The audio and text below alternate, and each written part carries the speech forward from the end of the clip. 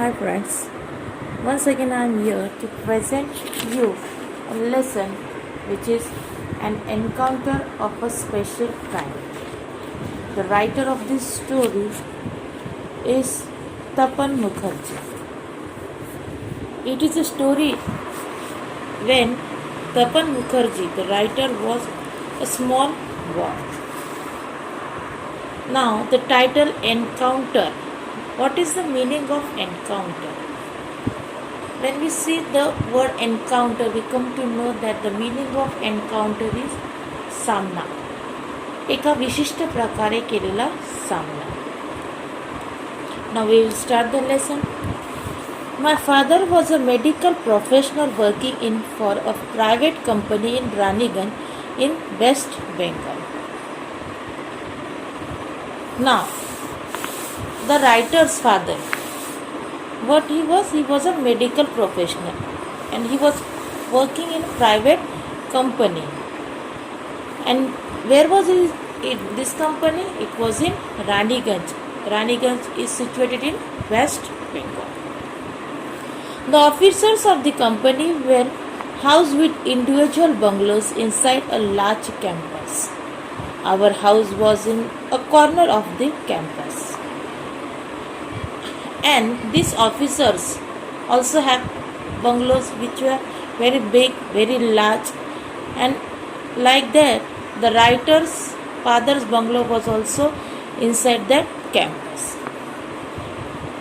The officers' club was adjacent to the boundary wall of our garden, and there was a boundary and there was a garden, and beside that garden there was a boundary where there was an officers' club. The compound was luxurious with green grass, colorful flowers, and a host of tall and majestic trees. Now, here, these bungalows and the compound walls, all these were very luxurious, very beautiful. There were different types of colorful flowers, grass, tall trees,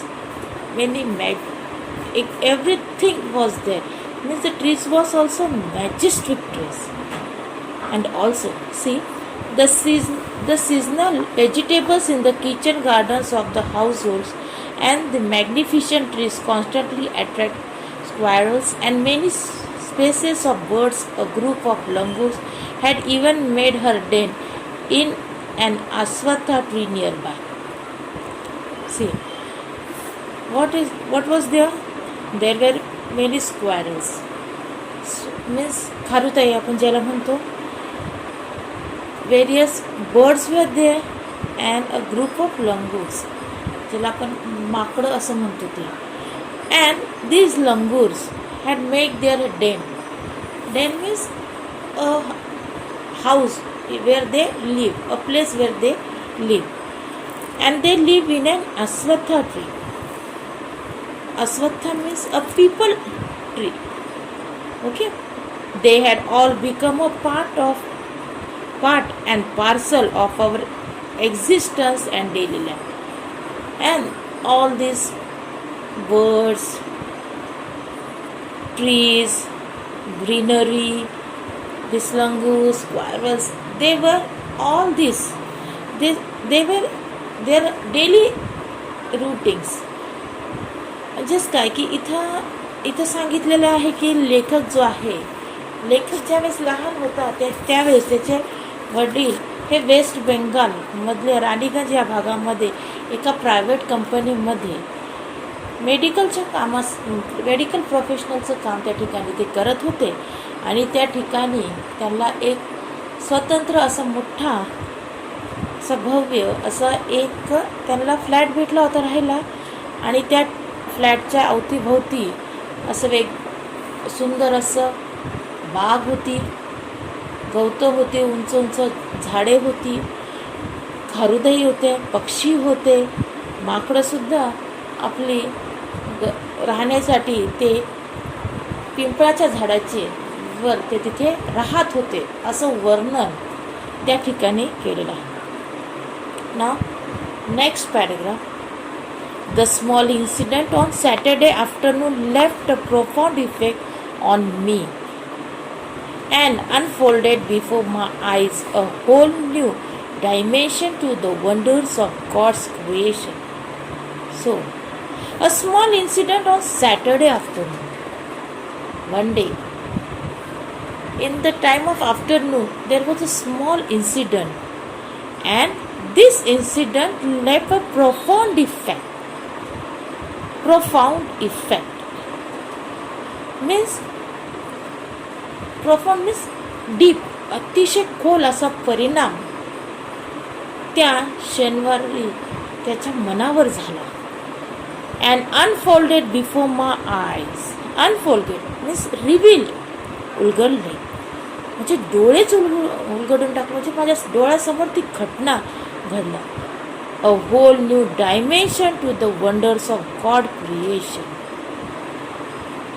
new dimensions म्हणजे new factors, नवीन घटक, नवीन गोष्ट माझ्या समोर अशी दिसली की खरं त्याच्यावर माझ्या लक्षात आलं की खरं there is a wonder of God creations.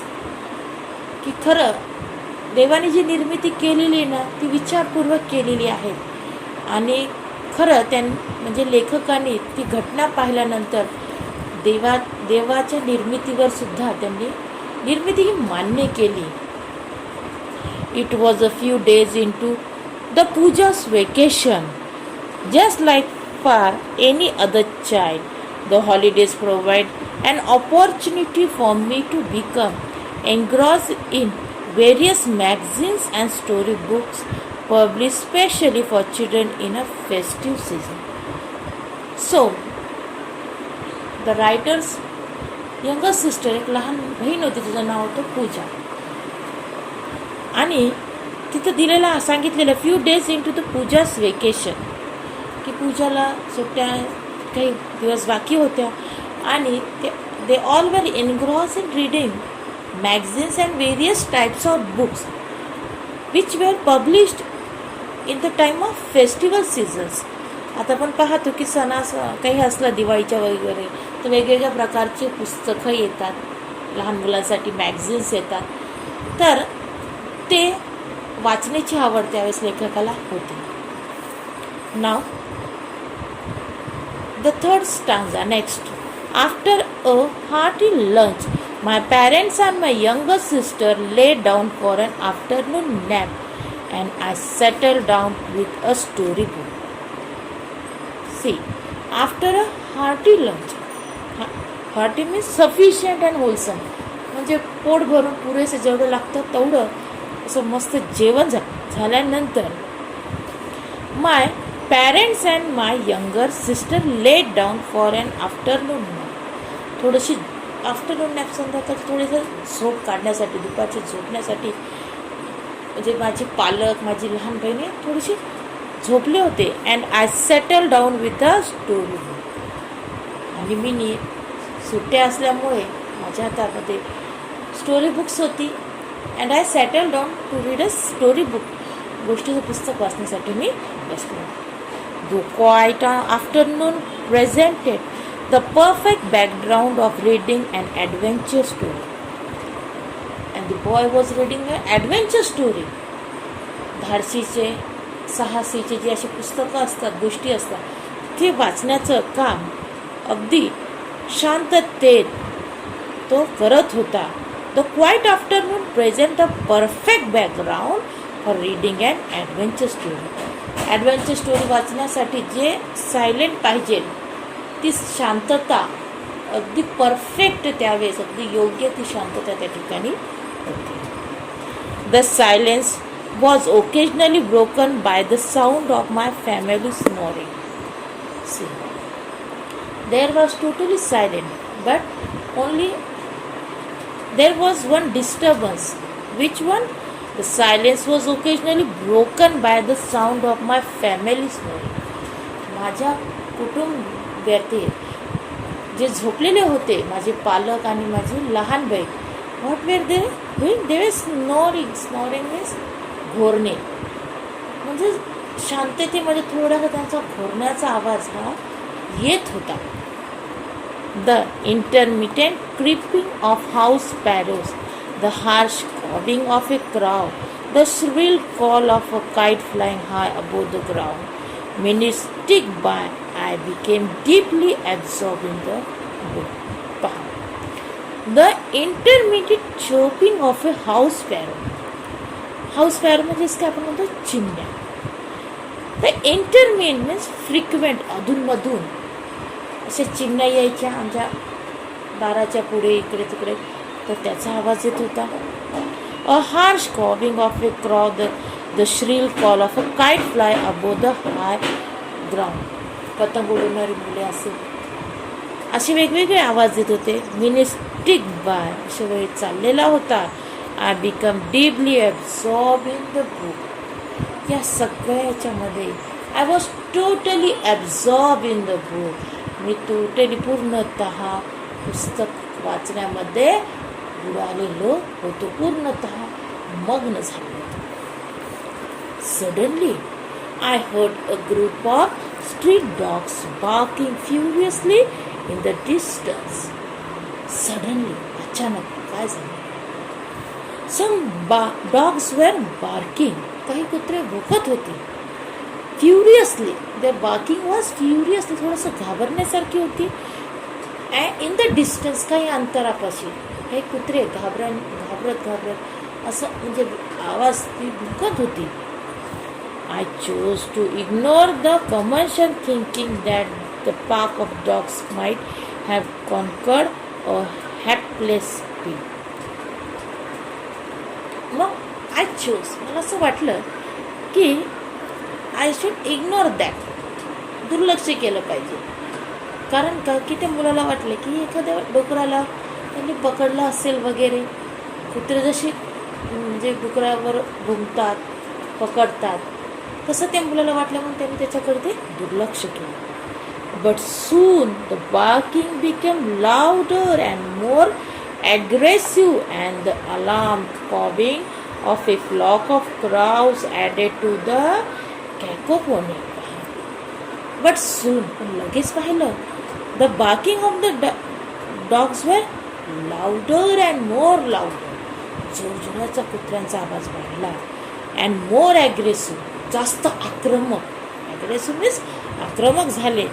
and the alarm crowing of flock. आणि या आवाजामध्ये आणखी आपण जर पाहिलं तर फ्लॉक ऑफ क्राउज, कावळ्यांचा कावकाव असा आवाज येऊ लागला होता. Added to the cacophony. Cacophony म्हणजे आवाज, जोरदाराच्या आवाजामध्ये आणखीन या वेगवेगळ्या पक्ष्यांचा आवाज मध्ये भर पडली. I also heard the disturbance approaching closer. I also heard, मला अजून काय ऐकवलं की देर वॉज अ डिस्टर्बन्स, काहीतरी डिस्टर्बन्स होतं, मध्ये अडखळतं आहे, काहीतरी मध्ये डिस्टर्ब होतं आहे. अप्रोचिंग क्लोजर, हा आवाज आणखी क्लोजर, जवळजवळ माझ्या आणखीन जवळजवळ येत आहे आवाज, असं मला भासू लागलं. Curiosity got the better to me. Curiosity, what is the meaning of curiosity? उत्सुकता. Yes. Got the better to me. Got the better to of means it is a phrase. Okay. Got the better of म्हणजे काय? च्या अधिक चांगले आला, म्हणजे माझ्यामध्ये आणखीन उत्सुकताही आणखीन वाढली. पहिल्यापेक्षा जास्त आवाज हा कुत्र्यांचा वाढला आणि काय हा आवाज जवळजवळ येण्याचा मला भासू लागला. Leaving the book aside I rush to the veranda to see what was going. Leaving the book aside, पुस्तक जे वाचत होते ॲडव्हेंचर स्टोरी, ते बाजूला, असाइड मीन्स बाजूला ठेवलं. I rush to the veranda to see what was going. व्हरांडात गेलो की काय झालं, कशामुळे एवढा आवाज वाढला हे बघण्यासाठी मी, म्हणजेच लेखक त्या ठिकाणी, तो मुलगा त्या ठिकाणी गेला. इथपर्यंत आपले हे झालेले आहेत. टोटल आपले झालेले आहेत 4 paragraphs. Okay, we have completed 4 paragraphs of the lesson and encounter of a special car. Now we will see the remaining part. after few days. Okay, hope you have understood that much 5 paragraph.